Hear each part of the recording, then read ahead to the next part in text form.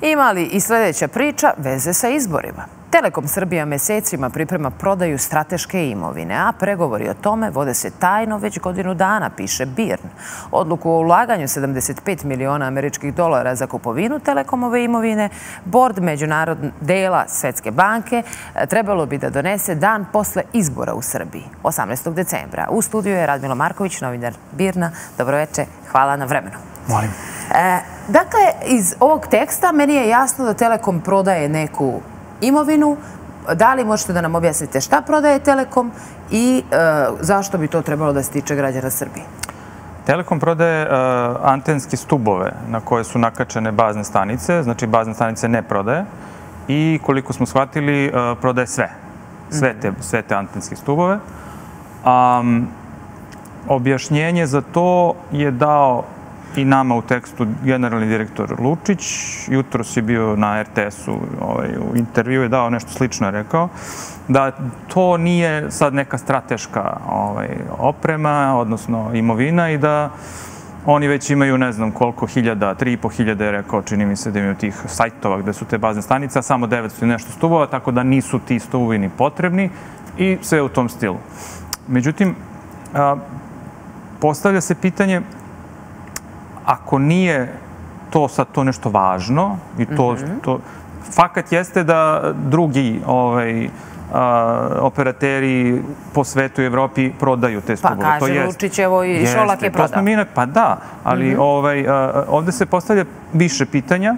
Ako to nije toliko važno, a što ga onda ovi kupuju?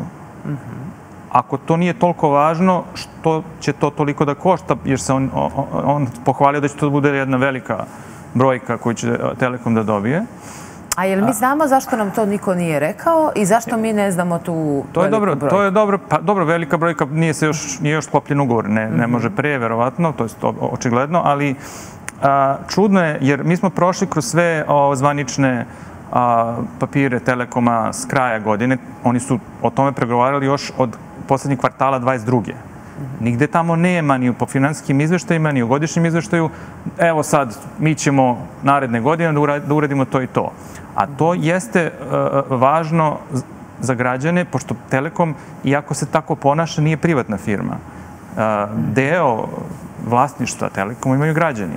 Njima niko nije rekao. Mi ne znamo ni da li bi Lučić, verovatno ne bi danas izašao na RTS da objasni da mi nismo pustili tu priču. Tako da, ko zna kad bismo mi to saznali. Eto, to je problem. Što se to radi kao da je to neka privatna firma.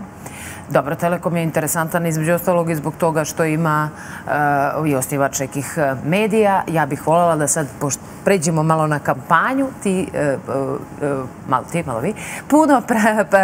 puno pratiš kampanju i šta primećuješ, kako se ti mediji odnose prema kampanji, ako hoćeš na kraju krajeva prema ovom tekstu? Pa da, to je, mislim, dosta bizarno. Ne samo ovaj tekst, nego i drugi tekstovi koji BIRN objavlja definitivno su od javnog značaja i vrlo su važni tekstovi. Znači, mi smo imali tu priču o tome da Telekom prodaje. Mi smo imali i Lučića koji to potvrđuje nama, da je to sve tako, da prodaje to i to, da sve nalaze naš u principu je potvrdio. Ali RTS to nije objavio. Mi danas imamo na sajtu RTS-a vest gde kaže Lučić nisu to strateški, to nisu strateške stvari prodaja antenskih stubova. A je Euronews objavio? Euronews, čiji je vlasnik Telekom, takođe nije, ako njihov rođeni direktor nama daje izjavu da jeste, oni to ne objavljuju tog dana. Danas, priznam, nisam pogledao, a RTS jesam. Znači, RTS daje gledaocima, a to svi mi ga plaćamo, znači svima nama, daje vest o tome da direktor Telekoma kaže da neka prodaja nije strateška, oni nisu čuli za tu prodaju, niti znaju o čemu se radi i to RTS non stop radi.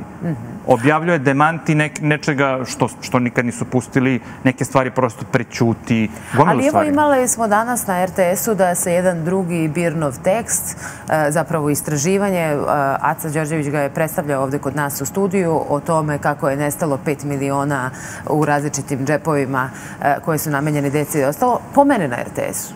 Pa to je jedino slučajno tako kad neki gost dođe pa kaže. Oni to nisu objavili. To je, nažalost, to je da kažem, mala pljačka bila. U odnosu na, meni deluje da to u odnosu na ovo ostalo što se godinama pronalazilo i što će se verovatno pronalaziti nakon smene vlasti, da to je tih 5 miliona evra, koliko god je to ogromno, da je to mala brojka. Međutim,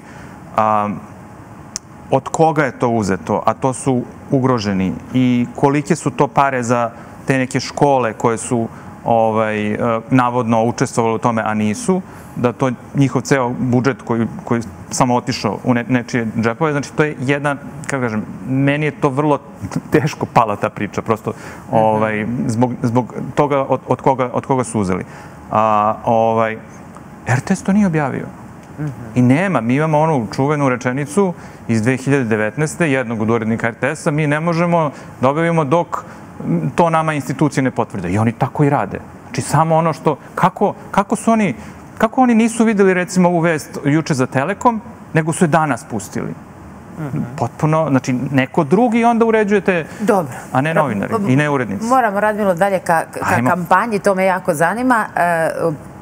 Vrlo često kada pišeš, ti kažeš, evo, pa kačiš različite stvari, pa kažeš plodovi najfinije kampanje ili najpristojnije kampanje ikada, kako ju je vlast najavila. Šta se tu izdvaja? Pa, moram da kažem da ništa novo se ne dešava u smislu sadržaja. Svi ti režimski mediji objavljuju gomile laži, mržnje, verbalnog nasilja, nešto prećute što ne smeju da prećute i tako dalje. Međutim, sad se to odvrnulo, što se kaže, na trojku i to sad bije iz svih oružja. I to sad ništa nije novo. Imamo maltretman uobičajenih sumnjivaca po tim medijima. Međutim, s druge strane, ispod toga imamo nešto što se takođe odvija godinama već. A to je, na primjer, uzet ću njega za primjer, znači mladi direktor Relja Ognjanović iz PIO fonda, on non stop kači po Instagramu kako on ide i deli stvari. I sad ide deli... Iz sopstvenih sredstava. Da, oni kao to skupe iz sopstvenih sredstava, taj njihov odbor ili šta već, kako im se zove, i sad idu dele drva, dele televizore, dele neku belu tehniku, frižidere, bicikle, znači to... Boga pitaju da samo vlast ima sopstvena sredstva, a opozicija nema sopstvena sredstva? Pa izgleda da moraš da budeš na vlasti da bi imao tolika sopstvena sredstva. Mislim, to su sve, mi se sad smijemo, imamo ono iz SPS-a što ide i kaže Mr. X mi je dao ne znam koliko 1000 evra da ja podelim. Mislim, to su potpuno neverovatne stvari i to tako ide već godinama u nekoj drugoj zemlji, pretpostavljam da bi to odavno bilo, ali mislim, o čemu mi pričamo? Mi smo imali predsjednika 2017. koji je izašao na televiziji, objasnio kako se peru pare. Znači, budu dva čoveka u kafani, dođe treći i kaže, ja imam 800 evra, ali ne mogu toliko, evo vama dvojici, pa vi uplatite. Znači, to je školski primjer kako se peru pare, da ona dvojica kad uplate, više se ne zna poreklo tih para. I nikom ništa. Znači, to je to. A to je bilo pre 6 godina. Sigurno su se usavršile mnoge stvari za tih 6 godina. Dobro, posebno pratiš predsjednika na Instagramu, na Twitteru, pardon, mada njega treba pratiti i na Instagramu. Od skoro ga treba pratiti i na TikToku. Jesi razmišljao da proširiš to svoje, kaže predsjednik, pošto ga pratiš po televizijama? Pa jedino da se kloniram. Ja ne mogu ni ovo da postignem, jer on 3 puta dnevno maltene nešto kaže ili negde objavi nešto. To je nemogući posao. A ili žališ što si večeras sa mnom u studiju, a nisi kod kuće za kompom, jer će predsjednik uskoro u hit tweet, ili ćeš to da uradiš kasnije? Da, to mi najteže pada. Kako ti kažem, toliko stalno isto priča da ja mogu sad da ti kažem šta otprilike će on da kaže tamo. Kaži, molim te. Situacija je teška, ali mi se borimo, mi smo mali, napadaju nas mnogo jači iz inostranstva, koji plaćaju neke ovde, a to su najmoćnije zemlje, ali nikad ne kažemo koje su. Onda ćemo da pređemo na koliko je skočio BDP, koliko će da skoče plate u tamo nekoj godini, a koliko je bilo za vreme onih. A onda ćemo da pređemo na neke izjave koje će da mu puštaju, pa će onda kaže ja to ni ne gledam, pa će onda da ih gleda, pa će onda da komentarišu oni Verica Bradić, da se zgražavaju i da se raspravljaju sa protivnicima političkima i drugim koji ne mogu ništa da kažu jer nisu tu.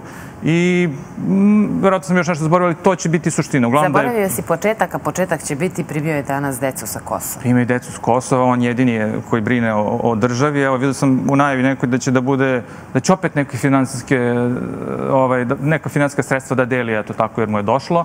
Tako da, eto, to ću otprilike da kaže i večeras. Hvala što si bio naš gost. Za Dnevnik je govorio Radmilo Marković, novinar. Molim.